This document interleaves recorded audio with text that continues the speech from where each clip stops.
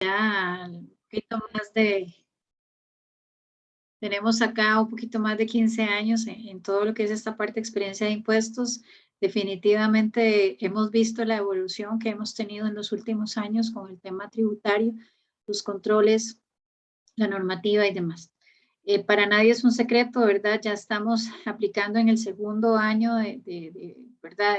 Bueno, 20, 2019 fue nuestro primer año, iniciando con la reforma 9635, 2020, bueno, fue un periodo extendido, ¿verdad?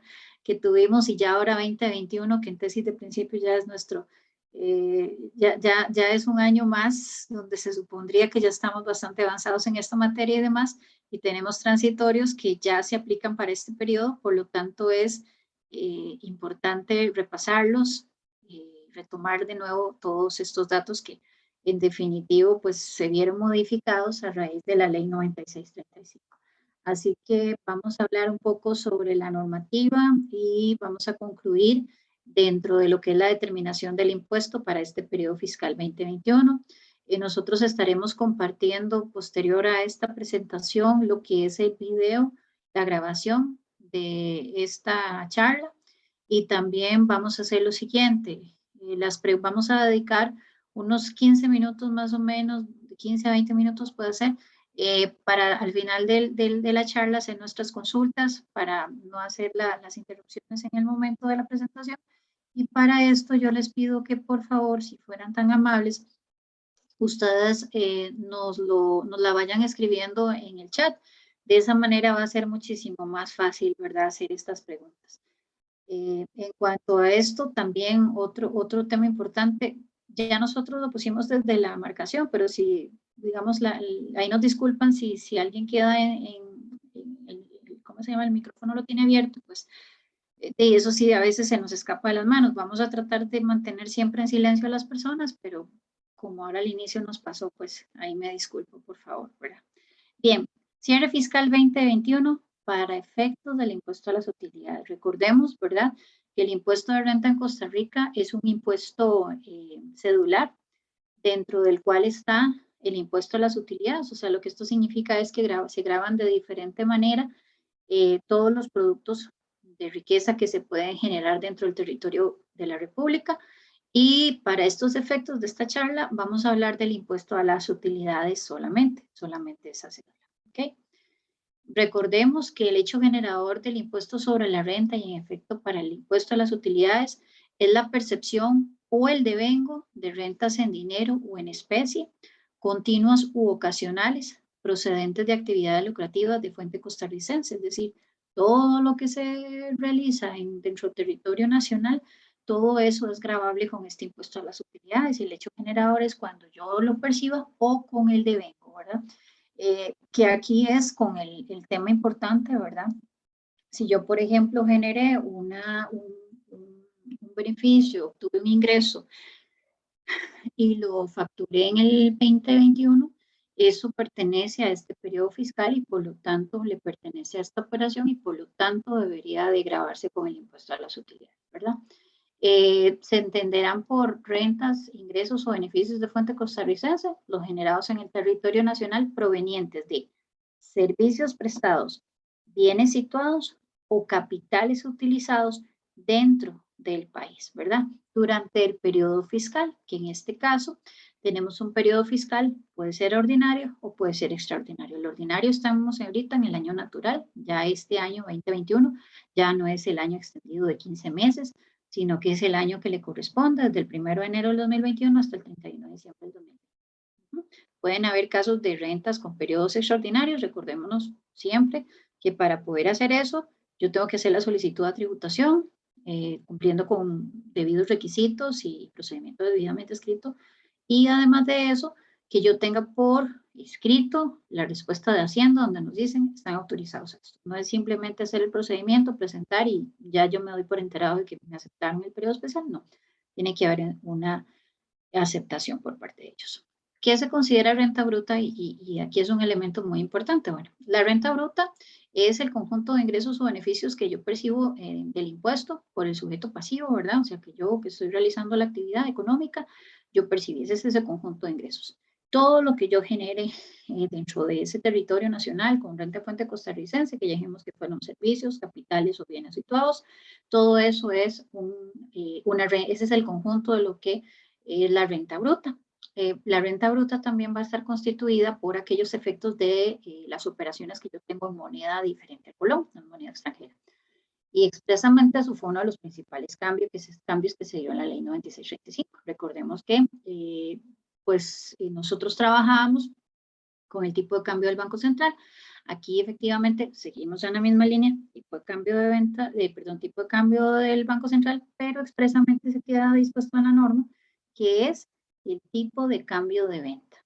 Entonces eso es muy importante. Hay muchas empresas que tienen por normativa a nivel corporativo trabajar con un tipo de cambio diferente al del Banco Central o trabajar con un promedio, además. Siempre va a ser el tipo de cambio de venta, expresamente así lo dice la ley. Esto puede ser eventualmente auditado por tributación y pues puede ser validado. Así que nuestros registros auxiliares que soportan la renta bruta de lo que tenemos y de lo que son operaciones en moneda extranjera tienen que ir desde esa perspectiva. Muy importante, ¿verdad? Bueno, aquí el tema del diferencial cambiario, ustedes tienen que saber que tenemos una situación muy particular, nada más me voy a adentrar un poquito en esto. La ley expresamente dice que las que son o forman parte de la renta bruta, las diferencias cambiarias originadas en activos o pasivos que resulten entre el momento de la realización de la operación y el de la percepción del ingreso o pago del pasivo, o el del cierre del periodo fiscal. Dice que estas constituirán una ganancia gravable o una pérdida deducible en su caso en el periodo fiscal. Eso que estoy extrayendo aquí en este apartado es expresamente lo que dice parte del artículo 5 de la ley de renta, que forma parte o de la renta bruta, es decir, que es gravable, o es deducible ese diferencial cambiario. ¿Cuál? El de la realización, que el de la realización es el que yo tengo producto desde el día de la operación hasta cuando yo lo pago o cuando yo lo cobro. Eso es la realización, o sea, se realizó, hubo un cambio de moneda real. Y eso es el que le vamos a llamar realizado. Y el de evaluación, que es el tipo de cambio, perdón, es el diferencial cambiario, es simplemente el hecho de hacer una evaluación de aquellas cuentas contables que tengo en mis estados financieros en moneda extranjera, convertirlos a los colones. Ese diferencial es el de evaluación, ese es el del cierre fiscal. La norma expresamente para efectos del impuesto a las utilidades dice que es gravable o deducible lo que se tenga por realización o por lo que se tenga por evaluación. Eso expresamente la ley lo dice. Sin embargo, dentro de la ley de renta, como todo, hay sus cédulas. Y dentro de las cédulas rentas de capital, dice que el diferencial cambiario gravable va a ser solamente aquel que se ha realizado. ¿Por qué traigo a colación esto? Si estamos hablando solo de la cédula del impuesto a las utilidades, porque la administración tributaria en enero del 2020 emitió un criterio institucional donde decía que lo valuado no era deducible y no era gravable. Ese criterio institucional se quedó sin efecto. Sin embargo, la posición de Hacienda sigue siendo la misma. A pesar de que el criterio institucional se dejó sin efecto, para Hacienda es gravable y deducible solo lo realizado. Es decir, están dejando por fuera lo que dice el artículo 5 o el del cierre del periodo fiscal. Lo están dejando por fuera. Entonces ahí es una situación que nos compromete a todos los que tenemos que tomar una decisión en nuestra declaración de renta. ¿Por qué? Porque al final tenemos que decir, bueno, si aplico lo que dice la ley, que es cierre fiscal y lo que yo realicé, o aplico lo que Hacienda dice, que es solo realizado. Hay muchas situaciones con el tema del diferencial cambiario, porque si yo tengo una posición pasiva, es decir, en moneda extranjera, hablemos solo del dólar en este caso, si yo tengo esa posición pasiva, quiere decir que yo lo que voy a tener es gasto. Pero si yo tengo un gasto, yo lo tengo que dividir el gasto por diferencial en realizado y no realizado. Y entonces, el criterio de Hacienda es que yo pase como deducible solo lo que se realizó, o sea, solo lo que se transó, pero la evaluación no es deducible. Tendríamos un gasto importante de no deducible para una persona o un contribuyente que tenga una posición pasiva. Por el contrario, para una persona o contribuyente que tenga una posición activa, es decir, que tenga más activos en moneda extranjera, esto se puede definitivamente convertir en que van a tener ingresos, ingresos por realización e ingresos por valuación. Esa evaluación, según la posición de Hacienda, es no gravable. Entonces, como que uno tendería a pensar, bueno, a quien tenga posición pasiva, no le sirve esto que dice Hacienda, pero a la que tiene posición activa sí le sirve lo que dice Hacienda. Sin embargo, la ley es muy clara. Y la ley dice que es lo que es la realización y lo que es la evaluación. Eso lo dice la ley. Dependerá de nosotros, cuando analizamos cada caso, tomar esa decisión, a sabiendas de las consecuencias que en el futuro puede venirse. Porque tanto el hecho de que yo me acoja a lo que dice la ley, puede ser que venga un auditor tributario y en aplicación de la disposición que tiene Hacienda, la posición que ellos tienen, no por criterio institucional, sino por posición, ellos me digan, no, es que yo te rechazo este gasto de diferencial cambiario, ¿verdad? Entonces, eso me puede pasar. Entonces, vean que el tema del diferencial cambiario al final genera una inseguridad jurídica importante para la persona. Entonces, son elementos que tenemos que analizar, tenemos que estudiar cuando estamos haciendo nuestro cierre fiscal, porque esto no es una receta de cocina.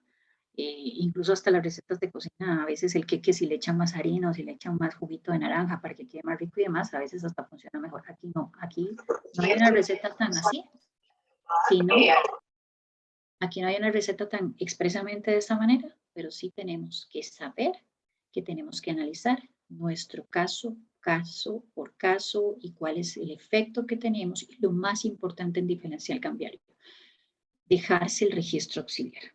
El registro auxiliar no es solamente la cuenta de mayor.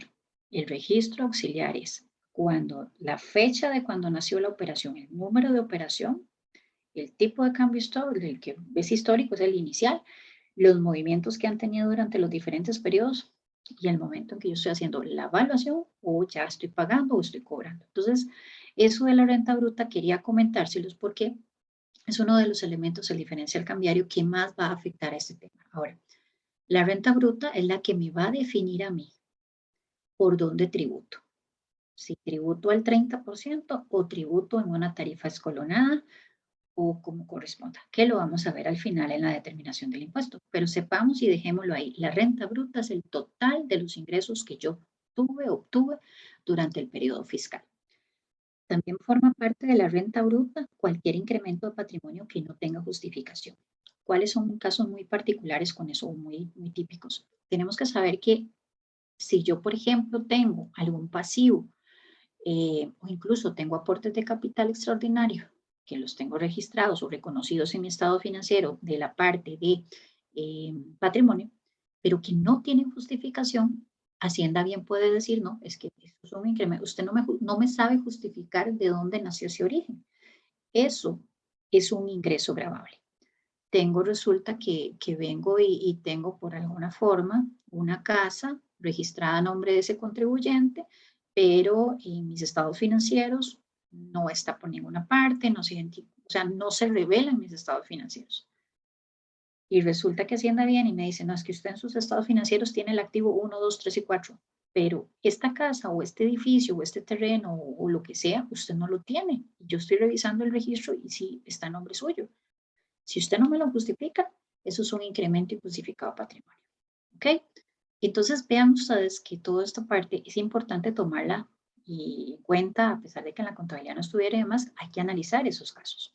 No se considera como incremento de patrimonio la repatriación de capitales, definitivamente no, siempre y cuando estén debidamente respaldados. ¿Ok? Dentro de los ingresos no gravables, como vimos, ¿cuáles serán los ingresos gravables, verdad? Que son los que se realizan dentro del territorio nacional, y a eso me refiero dentro de Costa Rica, porque nuestro sistema es territorial. Lo que está por fuera, lo que se generó fuera del territorio nacional, no estaría grabado.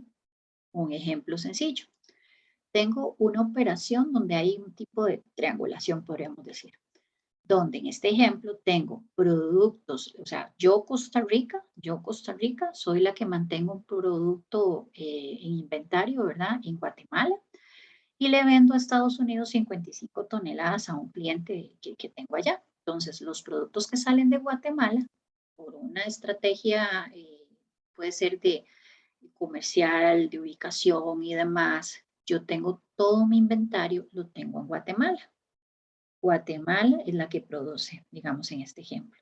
Entonces yo, Costa Rica, le vendo a Estados Unidos, pero los productos los manejo desde Guatemala hasta Estados Unidos. Nunca entran al territorio nacional. Aquí en el almacén fiscal costarricense nunca entraron. Y nunca tampoco salió como una exportación.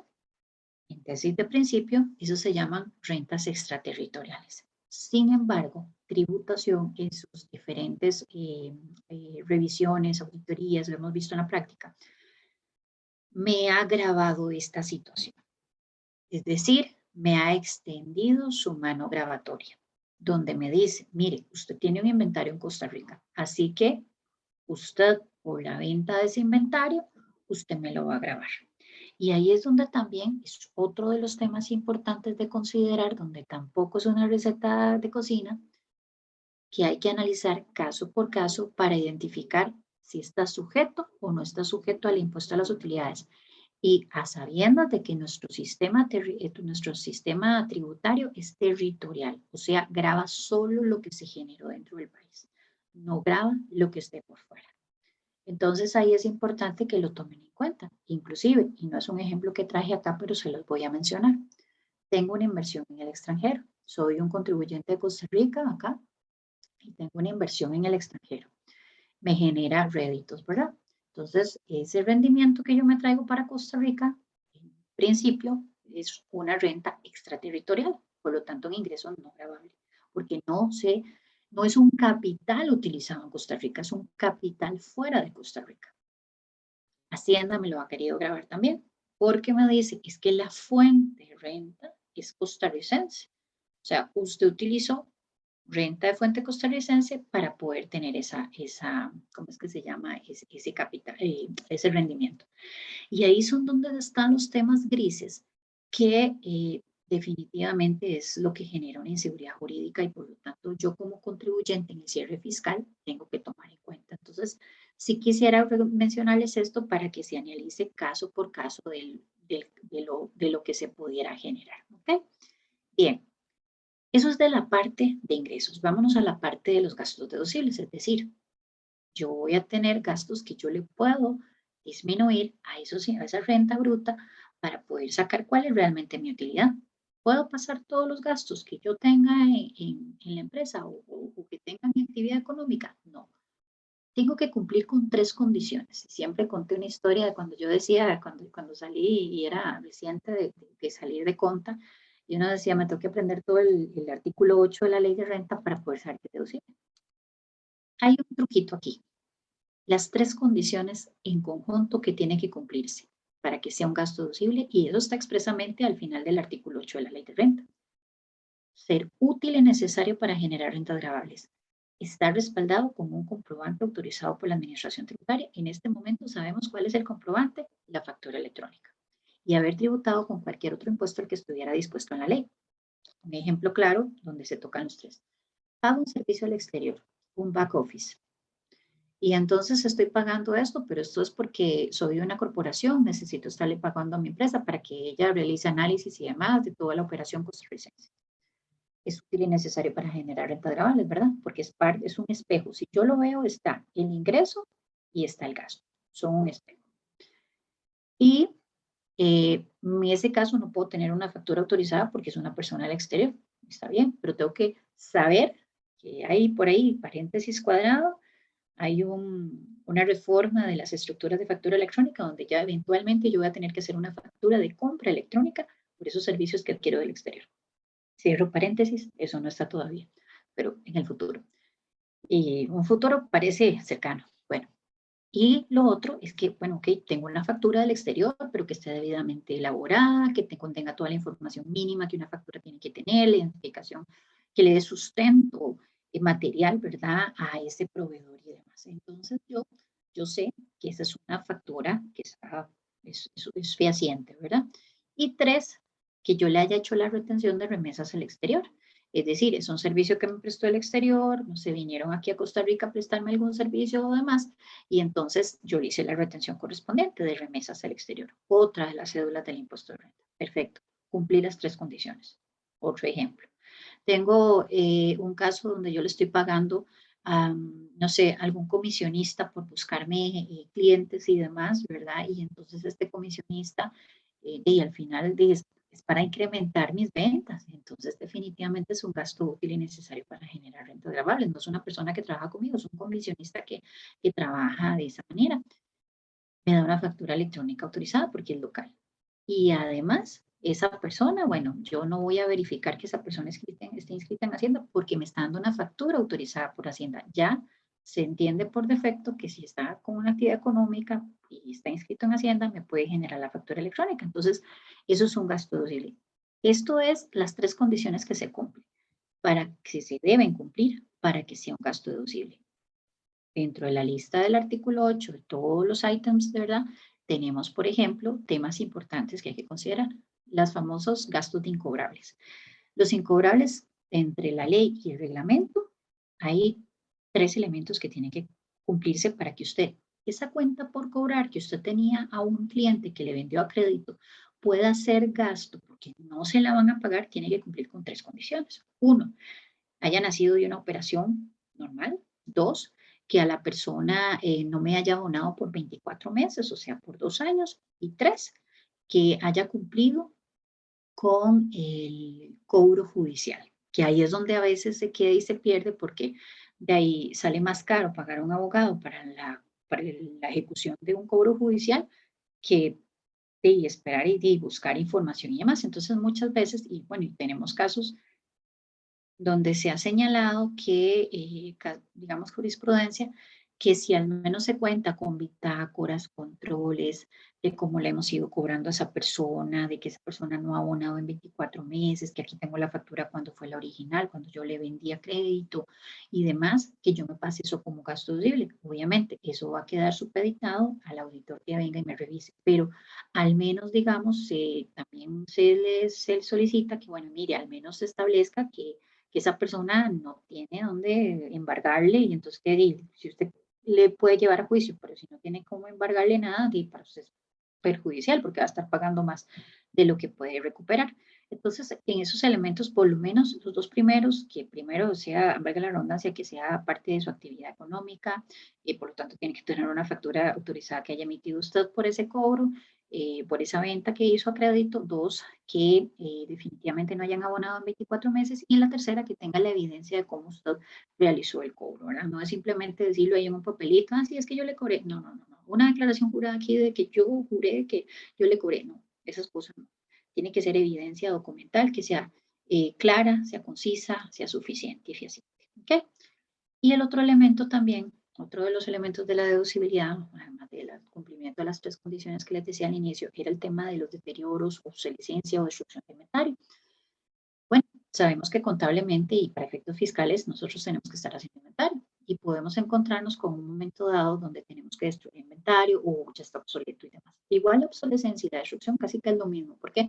Porque tenemos que demostrarle a Hacienda que yo no estoy vendiendo esos productos que tengo en inventario o que los vendí por algún momento no. Yo tengo que demostrarle que los estoy destruyendo. Y eso va no solamente desde de un certificado de contador público autorizado, que ya hemos visto que tributación en las auditorías que hace me rechaza el gasto deducible por eso, porque simplemente es una certificación, sino que hay que ir más allá, hay que ir en la documentación que respaldo. Hoy por hoy Hacienda no se basta con una factura, ya no, ya ahora me pide documentación que demuestre que eso fue así. Cuando yo contrato un servicio del exterior, me dice, mira, a mí, usted me puede dar la factura, pero usted demuéstreme cómo fue que usted recibió ese servicio, por ejemplo.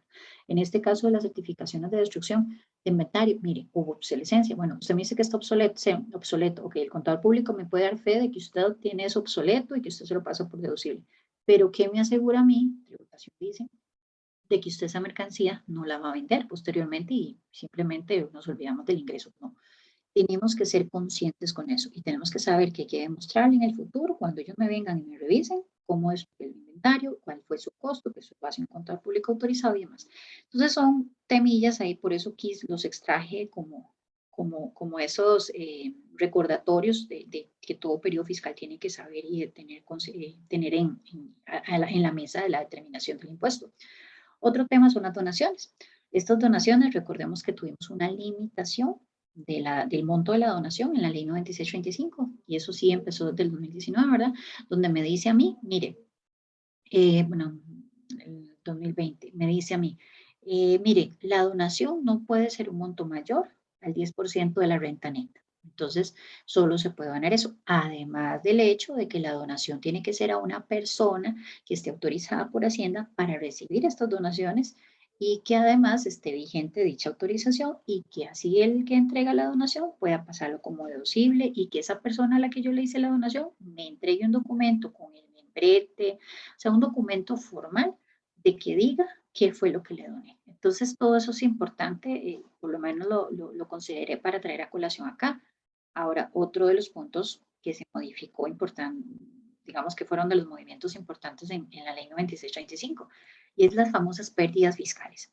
Las pérdidas fiscales yo las tenía, vamos a ver, la pérdida fiscal, ojo, puedo tener pérdida contable, pero la que me interesa es la pérdida fiscal. ¿Okay? Entonces me decía a mí la norma antes de la 9635 que solamente iba a ser iba a ser las pérdidas fiscales deducibles para lo que era el sector de agropecuario y la parte de todo lo que era agricultura y todo lo que era la parte industrial, nada más. Todos los demás sectores, comercio, entidades de servicios, todas esas empresas se quedaban por fuera. Con la 9635 se dice que esas deducciones, esa pérdida fiscal va a ser deducible en los 3 años siguientes en donde se produjo. Ya para todo tipo de empresas. Ojo, no es deducible para las personas físicas, solo para lo que son empresas, las empresas para las personas jurídicas. Así fue como se quedó. Y muy importante, tiene que estar registrada contablemente. Entonces, esto amerita un reconocimiento de la NIC 12, de la Norma Internacional de Contabilidad número 12, que reconoce, en este caso, un activo de renta diferido. Que un activo de renta diferido, llamémosle una cuenta por cobrar Hacienda, de un beneficio que voy a tener en el futuro. Hoy no me lo puedo aplicar, pero me lo podría aplicar en el futuro. Entonces, ese reconocimiento lo tengo que tener a nivel contable, sabiendo que lo que llevo ahí es la pérdida fiscal, no la pérdida contable. ¿Ok? Ese fue un cambio, gracias a Dios, beneficioso. De hecho, este sería, el 2021 sería el primer año donde las empresas que no eran de la parte agro e industrial podrían aplicarse una pérdida si tuvieron en el 2020, que casi que estoy segura que el 2020 fue un año, como fue un año tan golpeado y demás, para muchos en los sectores a nivel de negocio, donde tenían que reconocer la pérdida a nivel contable en el 2020 para que en el 2021 se pudieran pasar deducible esa pérdida, porque puede ser por 3 años siguientes. Entonces, la pérdida 2020 en el 2021, 2022 y 2023. Ojo, ¿verdad? La pérdida fiscal y además de que esté contablemente registrada. Eso es muy importante. Que es que yo traía pérdidas desde el 2016. Yo soy una, no sé, vamos a decir que yo soy una empresa de una ferretería, ¿verdad? Que es la parte de comercio. Entonces yo soy una ferretería, yo traía pérdidas, y venía arrastrando pérdidas contables desde el año 2015, 2016, 2017. Primero eran pérdidas contables. Lo que necesitamos son pérdidas fiscales. Lo segundo es que los años que son para atrás del 2020, esas pérdidas no le aplicarían. Sería a partir del 2020. Entonces, esa sería la respuesta para un tipo de negocio como este. ¿Okay?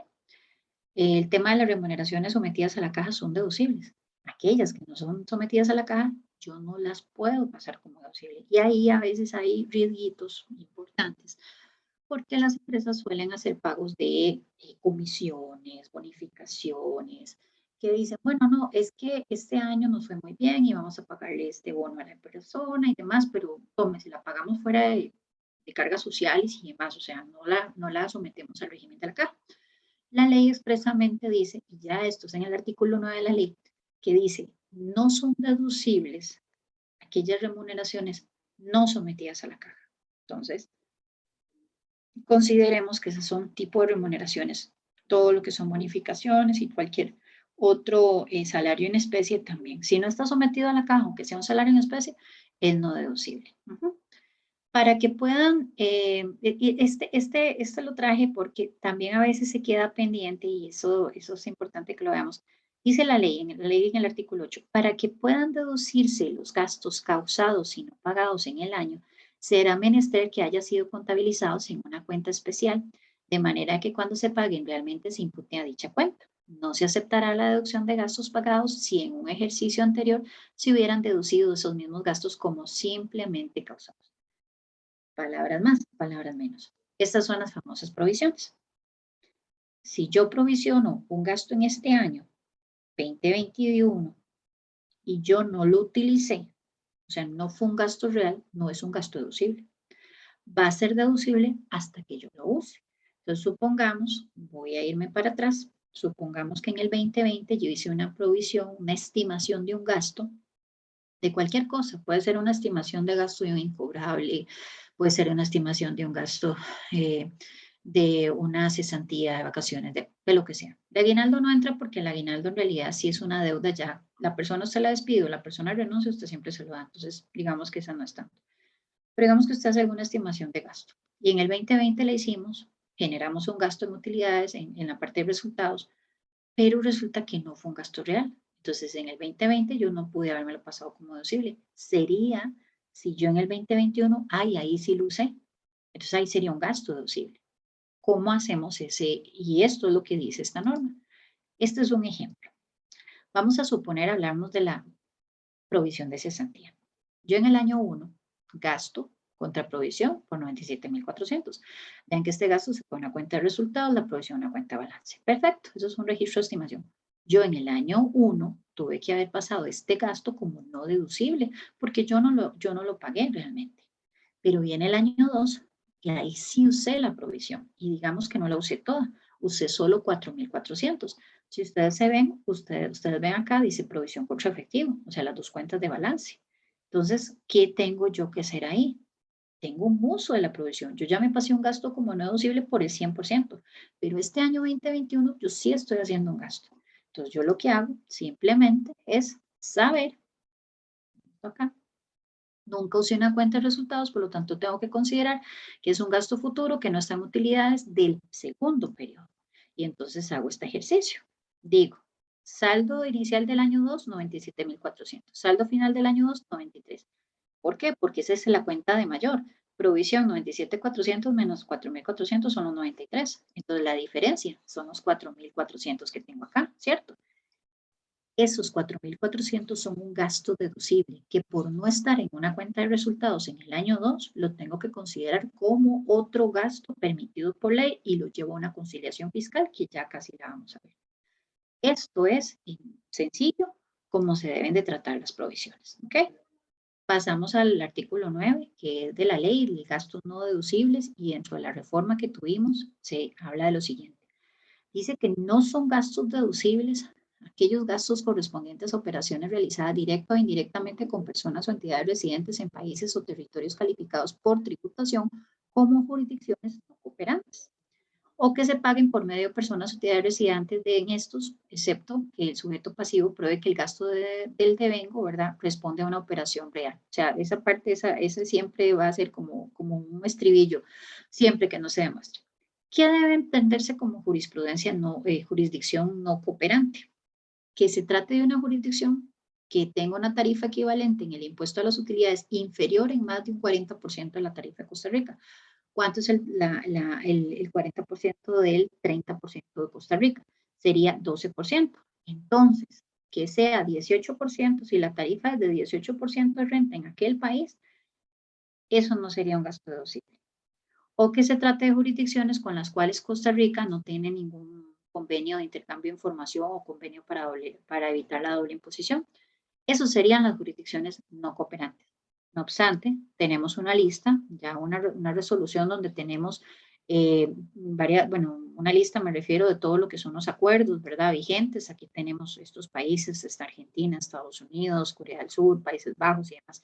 y acuerdos multilaterales de donde están los convenios de asistencia mutua en Centroamérica, Convención sobre Asistencia Administrativa Mutua en materia fiscal, que son más de 125 países, y tenemos cuatro, ¿cómo se llama? Cuatro acuerdos de intercambio de información tributaria, que dentro de eso siempre me acuerdo del último, siempre se me olvida, estamos con España, Alemania, México, y tenemos, si no me bueno, es que ese es un país árabe, pero sí es que ese casi no lo he analizado ni lo he utilizado, ¿verdad? Pero son solo 4 países ahorita con los que tenemos un convenio para intercambio de información tributaria, perdón, para evitar la doble imposición y por lo tanto estos o sea, no estarían dentro de esta limitante, ni tampoco estos que les estoy mencionando acá. De hecho, hay una resolución donde expresamente se dice cuáles son parte de esos países que son no cooperantes. Pero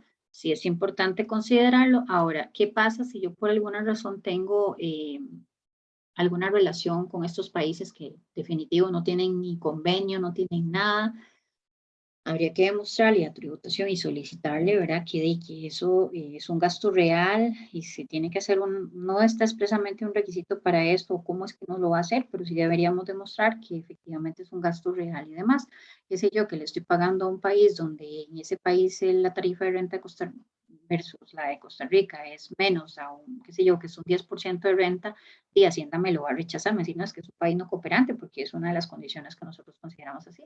Bueno, yo debería demostrarle en no tributación, mire, esto es un gasto real, aquí están contratos, aquí está la evidencia de las transacciones, aquí está inclusive hasta dar información de aquel otro, donde se demuestre que efectivamente pues tienen una operación y que, ¿verdad? Esos serían como ya elementos ya de defensa en un futuro, que tuviéramos alguna transacción con ellos.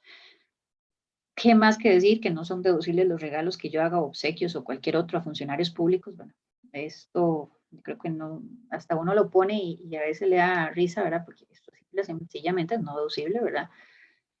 Tampoco son, y esta modificación de los famosos gastos asociados con asimetrías híbridas, se lo voy a decir en sencillo, o sea, no va a ser deducible un gasto en Costa Rica que tenga una doble no imposición. ¿Qué significa? Que en Costa Rica sea deducido, o sea, un gasto, y en el otro país, cuando hay una relación con nosotros, en ese país no es un ingreso gravable.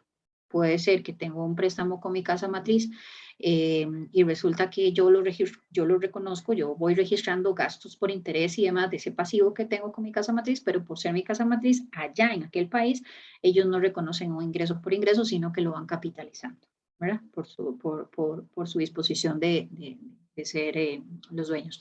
Entonces, en ese ejemplo, eso es un gasto no deducible desde la perspectiva de que hay una asimetría híbrida, hay una doble no imposición. No fue gasto, o sea, fue gasto aquí, pero no fue ingreso allá. Entonces, eso es, digamos, la particularidad de este tema. Después, muy importante, la limitación de la deducción y a la deducción de los intereses financieros, no financieros, ¿verdad? Esto principalmente aquí, lo que yo quisiera decirles es que ya este año es donde estamos empezando. ¿Qué es lo que pasó aquí?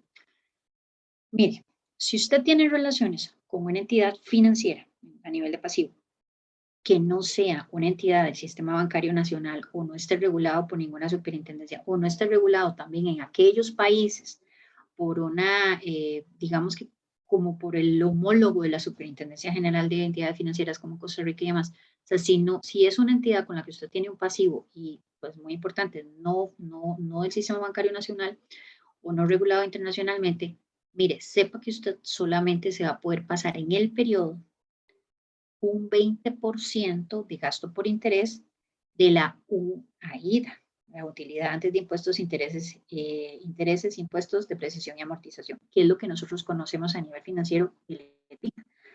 Si usted sin interés es superior a ese 20% del EBITDA, usted solo se va a poder pasar ese 20%. Ojo, no significa que si es cuando usted se calcula el EBITDA, el gasto por interés, usted dice, ah, bueno, el EBITDA me dio tanto.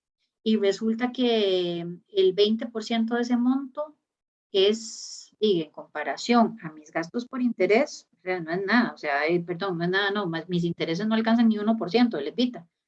Tranquilo, no es que tenemos que llegar a ese 20%. Simplemente es que si ese gasto por interés supera esos 20% del EBITDA, usted no se puede pasar todo ese monto por deducible en el periodo. No lo puede hacer, solamente es ese porcentaje. ¿Ok? Muy importante, no serán considerados como gastos por intereses los que son comisiones bancarias de formalización, de crédito y diferencial cambiario. Nada de eso, ¿verdad? Así como los gastos por interés provenientes de deudas con el Sistema Bancario Nacional para el desarrollo, con entidades sujetas de vigilancia e inspección en alguna de las superintendencias adscritas al CONACYT, o con bancos y entidades financieras extranjeras debidamente supervisadas por algún organismo y agencia de supervisión en el país de origen. Entonces, esos no los consideraríamos. Los que van a ser son los que son no financieros, no bancarios, por así decirlo. Son los intereses no bancarios. Ahora, importante, se excluyen de esta aplicación, ¿verdad? De la fórmula, lo que son los intereses utilizados para financiar proyectos de infraestructura pública cuando el desarrollador del proyecto esté domiciliado en el territorio nacional. Eso es que esté inscrito en tributo, o sea, que esté inscrito acá, ¿verdad?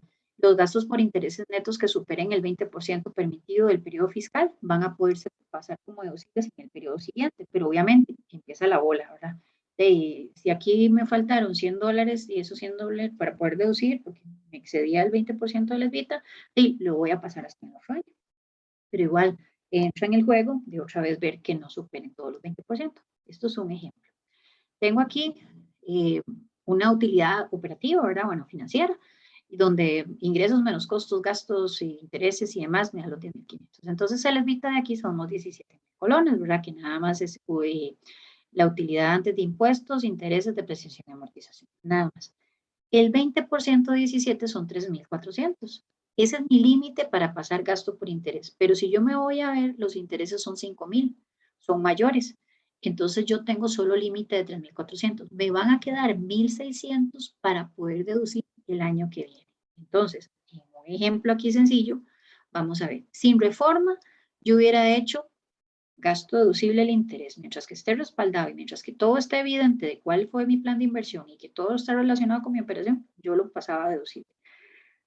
Con reforma en el periodo 1, ya me iría a quedar gasto no deducible de 1.600, o sea, eso hace que mi utilidad aumente. Y en el año 2 me iría a pasar, ¿verdad? Obviamente, o sea, no me voy a poder pasar, aquí me voy a volver. El límite eran 3.400 y yo tenía 5.000. La diferencia son 1.600. Entonces, 1.600 no me los puedo deducir este año, pero el año que viene los voy a poder deducir. Aquí es donde les decía, y si aquí ya les pita, ya me da más y con este monto me puede superar, entonces siempre voy a estar limitada a ese 20% de les pita. Eso usted lo puede gastar hasta que usted utilice todo. No va a haber término de prescripción, no va a haber problema. Ay, que es que esos 1.600 solo los puedo gastar por 4 años y si no me alcanza. No, no, no. Usted va a poder pasarlo como deducible en los próximos años, hasta que se acabe todo el gasto por interés o el pasivo que usted tiene. Ahora, tributación sí está facultada para utilizar un límite mayor, siempre y cuando usted le demuestre la operación, la relación y demás, ¿verdad? Entonces ahí eso es importante como tomarlo en cuenta. Dentro del transitorio que tenemos de la limitación, el transitorio 20 de la ley 9635, dice que ese 20% no entra en el 19, entra a partir del segundo periodo fiscal, es decir, el 2021. Este 21 entra a regir esta regla, pero no entra a regir con el 20, sino entra a regir con el 30. 20, 21 y 2022 voy a poderme pasar un 30%. O sea, esta tablita que yo les hice aquí ya sería 17.000 por el 30%. Ahí nosotros calcularíamos cuál es el límite para el 2021 y 2022. Ya a partir del 2023 le empezamos a restar 2 puntos porcentuales a ese 30. Es decir, en el 2023 ya me voy a poder pasar, ya el límite va a ser 28, 2024 va a ser 26, 2022 va a ser 24 y así sucesivamente hasta que lleguemos al 20%, que se estima que ya es para el 2027 según los numeritos.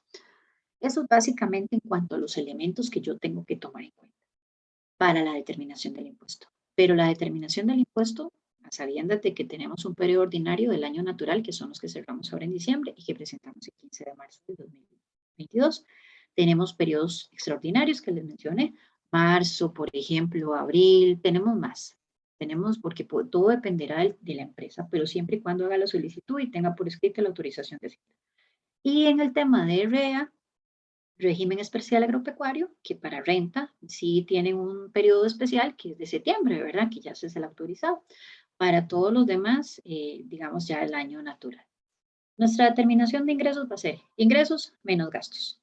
Ingresos más lo que son, perdón, menos los ingresos no gravables y los gastos, gastos deducibles y gastos no deducibles. Perdón, un momentito. Ah, mi amor, sí, mi amor, mi amor. Disculpen, un minutito. Pequeñas cosas, nada más, disculpen. Ok, entonces tenemos nuestros ingresos menos nuestros gastos van a ser nuestra renta neta sobre la cual deberíamos de trabajar. Pero tenemos ingresos no gravables y tenemos gastos no deducibles, ¿verdad? Que en ese caso de los gastos no deducibles, ya lo conversamos, y los ingresos no gravables también. ¿Cómo se hace ese ajuste? Vamos a hacer este ejemplo. Aquí tenemos un resultado de bruto en venta, resultado en operación, resultado antes de impuestos. Esto es nuestra contabilidad. Esto es un ejemplo de resultados de la contabilidad. Perfecto. Cuando uno llega muchas veces a las empresas y uno consulta por la conciliación fiscal y demás, me dicen, no, nosotros tenemos solo esto. O sea, si usted lee los estados financieros, ¿qué es esto? Vas a ver lo mismo que ves en la declaración de renta. Y ahí entonces entramos en el tema de qué pasa. Porque resulta que la base contable y la base fiscal no son iguales. Solamente a manera de recordar. El sistema contable costarricense para efectos tributarios tiene que ser con base NIF. Sin embargo, hay una resolución de la número 29 donde me dice a mí, mire,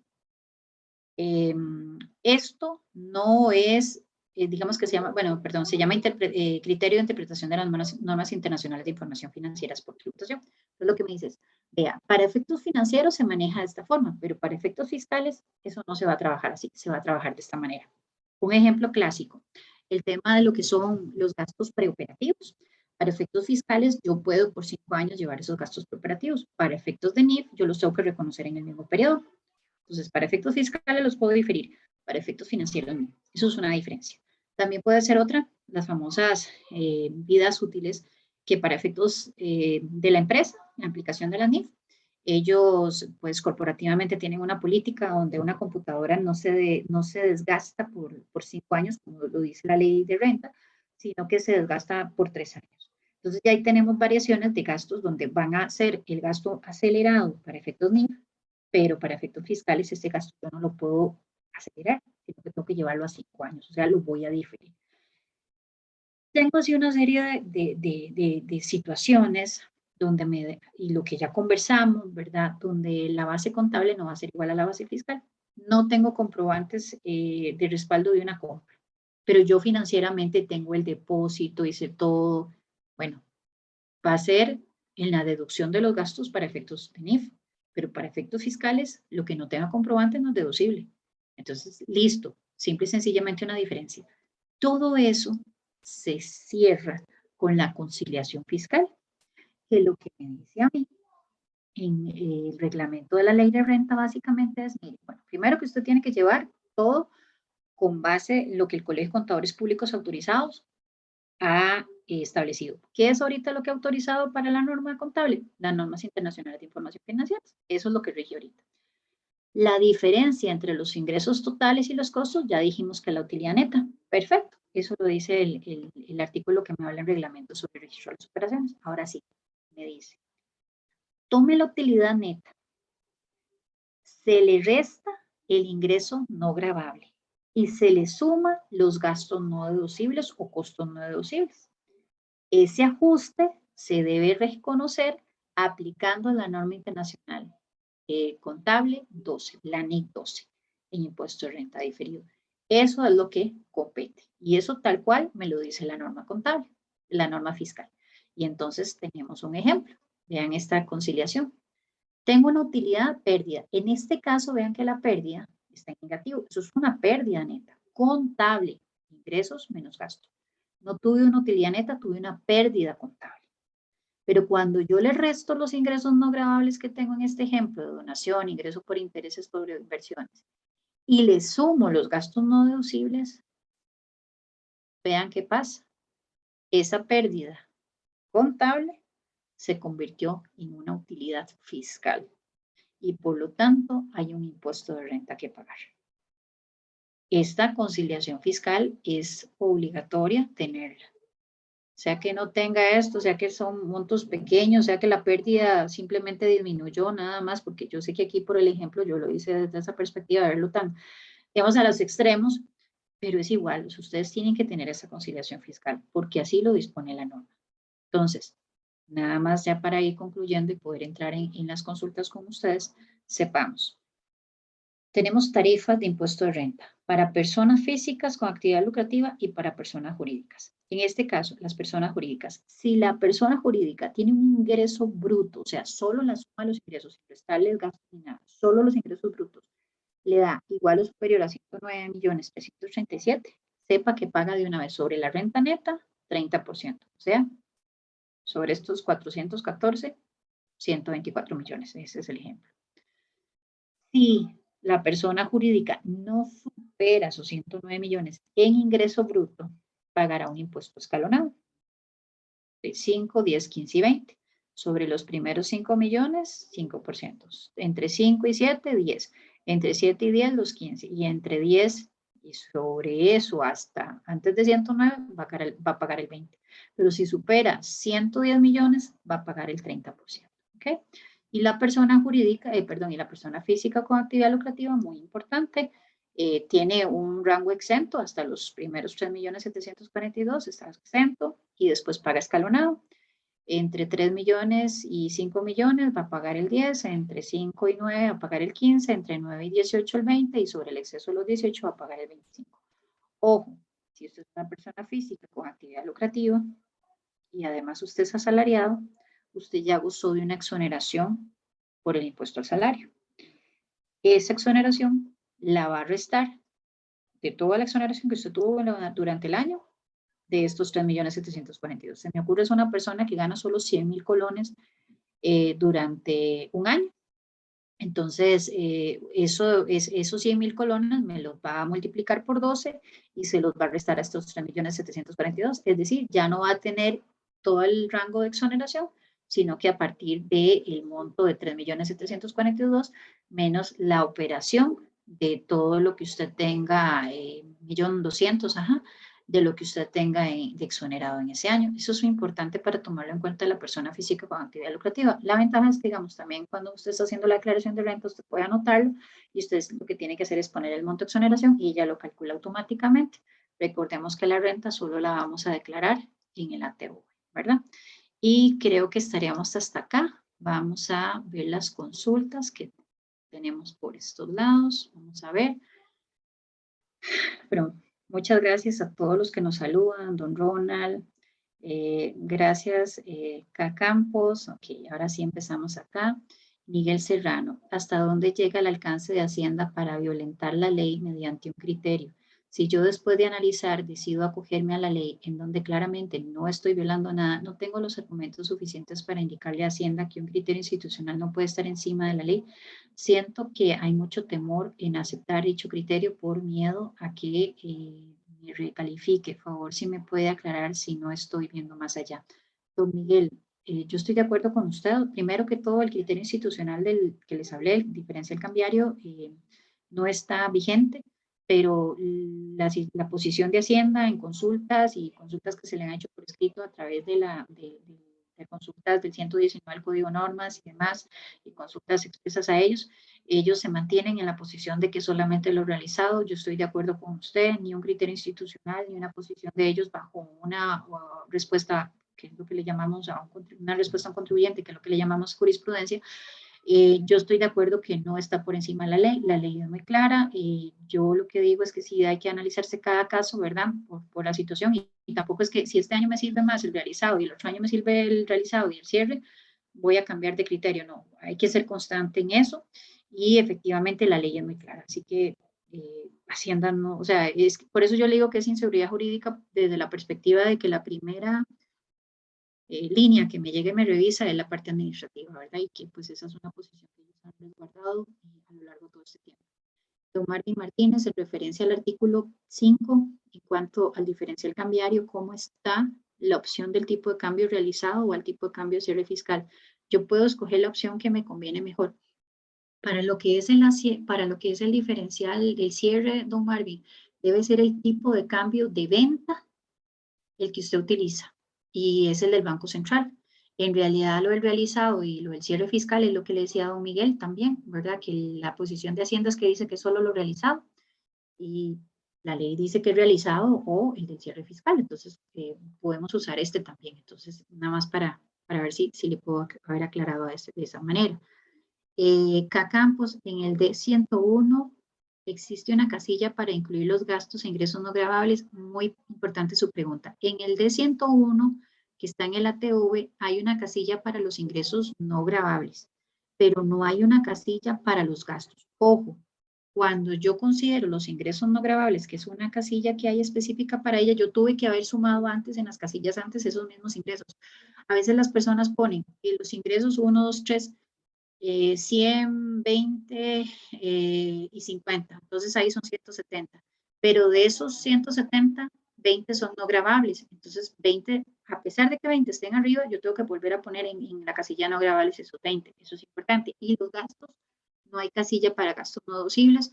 Yo lo que tengo que hacer es restarle los gastos no deducibles a lo que corresponda, si son de gastos de ventas administrativos, o si fuera algún tema de costo, ¿verdad? Tengo que restárselo porque no hay una casilla especial para eso. Madison, la factura electrónica de los proveedores debe ser aprobada ante Hacienda para que sea deducible el impuesto de renta. La factura electrónica tiene que usted tener siempre consideración de resguardar los 3 documentos, los 2 XML y el PDF. El PDF es simplemente una forma, una factura gráfica, pero en el tema de los 2 XML, uno es la factura real, información, y el otro XML es el mensaje de Hacienda. Ahí en ese mensaje de Hacienda, usted tiene que verificar que sea un 1, ¿verdad? Entonces, si de principio, si es 3, pues inmediatamente el sistema le tendría que avisar, ¿verdad? Pero si tiene que tener la factura electrónica para que pueda ser deducible. Entonces, Hacienda inmediatamente se emite por parte de su proveedor esa factura, y Hacienda tiene que haber mandado un mensaje que a usted le tuvo que haber llegado, donde es un mensaje 1. Si es mensaje 3 es que fue rechazado, si es mensaje 2 es que fue parcialmente aceptado. Entonces ahí yo me pondría atrás de ese proveedor si fuera el caso. Sofía Villalobos, casi no se entiende, se corta un poco y habla un poco rápido a veces. Disculpe, doña Sofía, qué pena, no lo vi.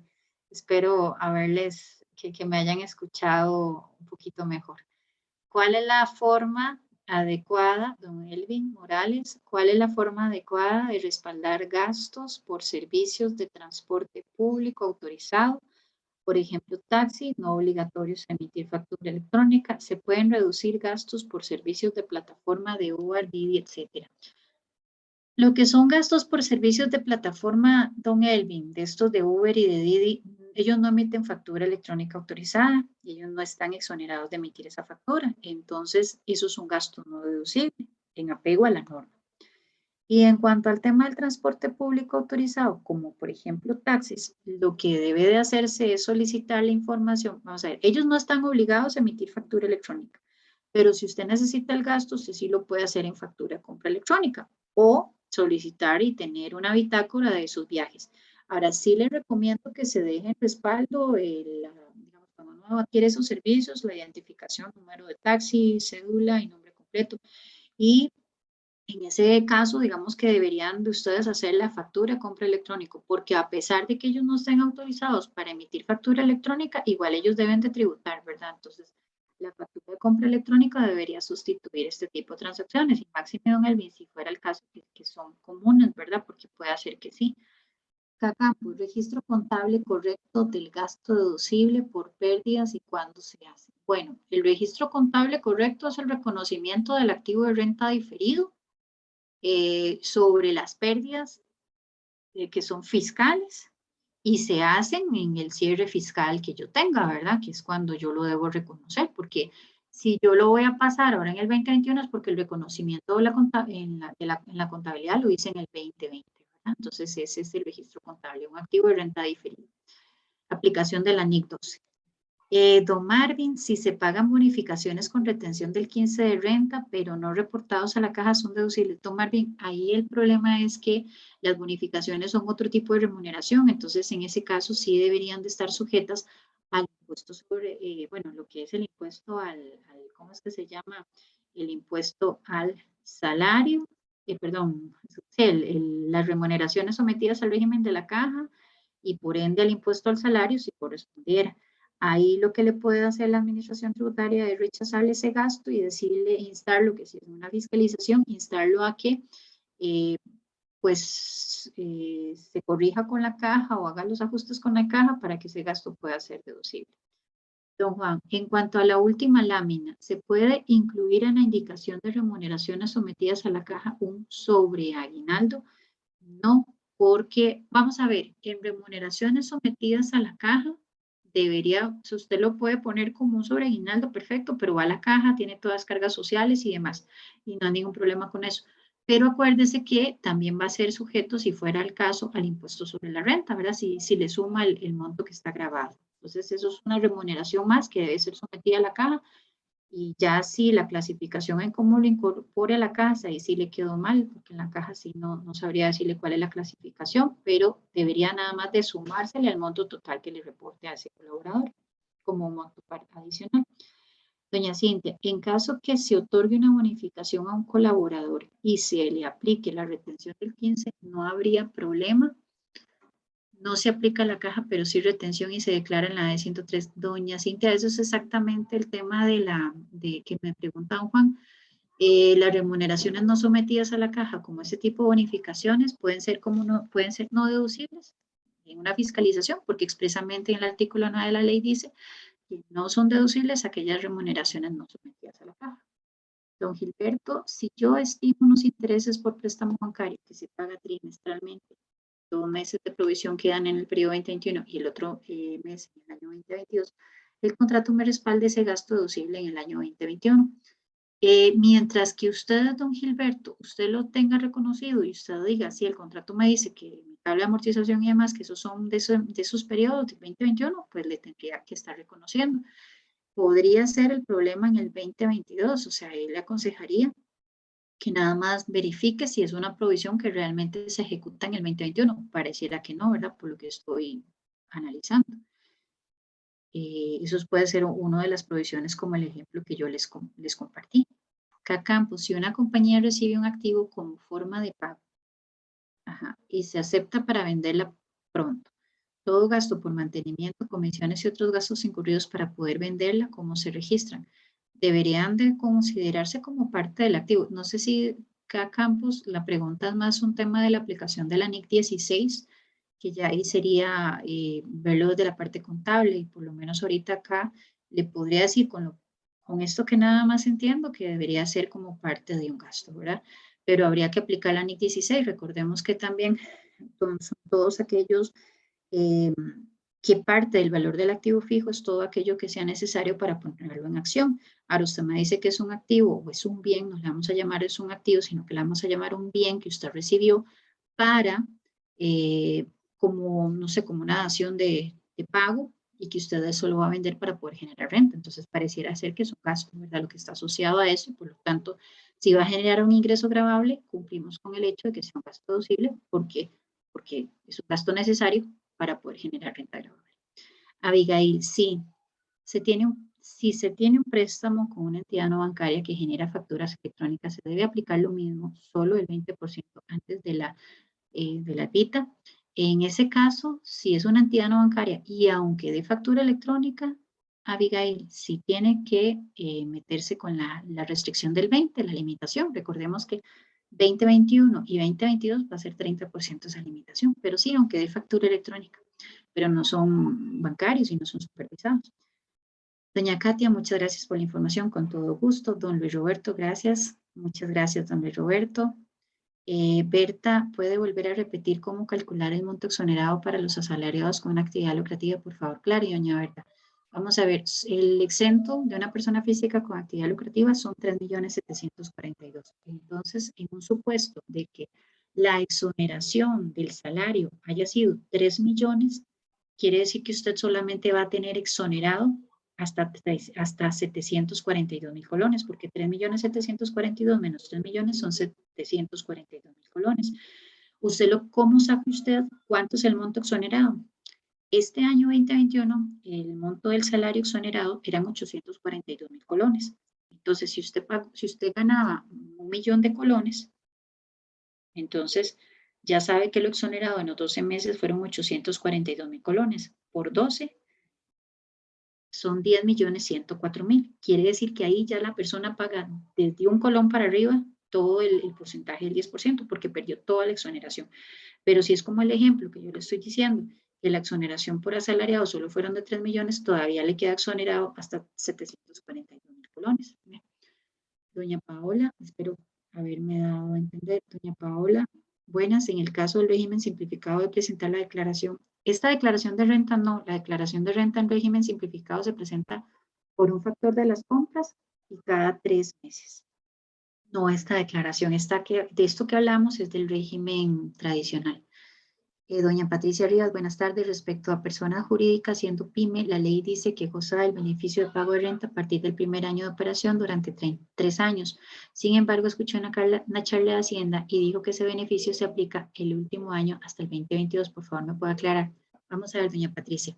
Si usted era una PYME y nueva, ¿verdad? No de las que ya estaban inscritas antes de que entrara la 9635, usted gozaba de un descuento del 100% en impuesto de renta. Perfecto, no tenía que pagar nada. En el segundo año iba a tener un descuento del 75% y en el tercer año tenía un descuento del 50%. Entonces es 2020, 2021 y 2022, ya digamos el último que usted ya va a poderse aplicar. Eso que se dijo en Hacienda es correcto, o sea, el último año de aplicar ese beneficio era el 2022. En ese caso de las que nacieron a raíz de la 9635, porque puede ser que yo en este año me esté inscribiendo como una micro, pero no es PYME, es una micro y pequeña empresa las que gozan de este beneficio. Y entonces este año me inscribí, estoy haciendo a la luz pública de tributación y demás, del registro nacional como una micro y pequeña empresa. Entonces, obviamente, yo el primer año sé que tengo cero, el segundo, o sea, que tengo cero que pagar, el segundo tengo un descuento del 75% y el tercer año yo voy a tener que pagar el 50%, ¿verdad? Vamos a ver acá. Vamos a ver. Ajá, ok. Don Juan Villalobos, ¿pueden enviarnos el link para poder volver a ver esta charla con mi equipo de trabajo? Agradezco mucho esta charla, con mucho gusto. Esto lo vamos a compartir con ustedes. Buenas tardes, don David. En mi caso, presentamos pérdidas fiscales por casi 5 años seguidos. Consulta, solo me puedo deducir el año 2020. Don David, si la empresa para la que usted trabaja no era ni de agro ni de la parte de industria, sí, solamente lo del 2020. Y acuérdese, don David, que la aplicación de la NIC 12, el activo de renta diferido, yo lo tuve que haber reconocido en el 2020 también para que pueda pasárselo ahora en el 2021. Y recordemos el truquito con la NIC 12. Yo el activo de renta diferido solo lo puedo registrar cuando yo tengo estimación de que en el futuro voy a poder usar ese beneficio. De lo contrario, no. Ahí es donde a veces está como esa cosita, ese impasse que podemos tener entre la base contable y la base contable y base fiscal. Y además llevarlo en su auxiliar y demás. Don Luis Roberto, si la PYME cierra con pérdida entre este 2021 y 2020, aplico su beneficio, eso implica que para este 2021 pierde ese beneficio del segundo año. Sí, señor, correcto, don Luis. Ese es el problema. Perfecto. Bueno, acá está el link de donde va a compartírselo YouTube. Y yo creo que estaríamos con todas las consultas. Así que me resta decirles que muchísimas gracias. Doña Giselle, nosotros vamos, ese va a quedar en YouTube, toda la charla, para que ustedes la puedan ver. Gracias a todos, gracias por su compañía y que pasen muy buena tarde y mucha suerte con este cierre fiscal. Ahí estamos para servirles. Con gusto, don Didier. Hasta luego.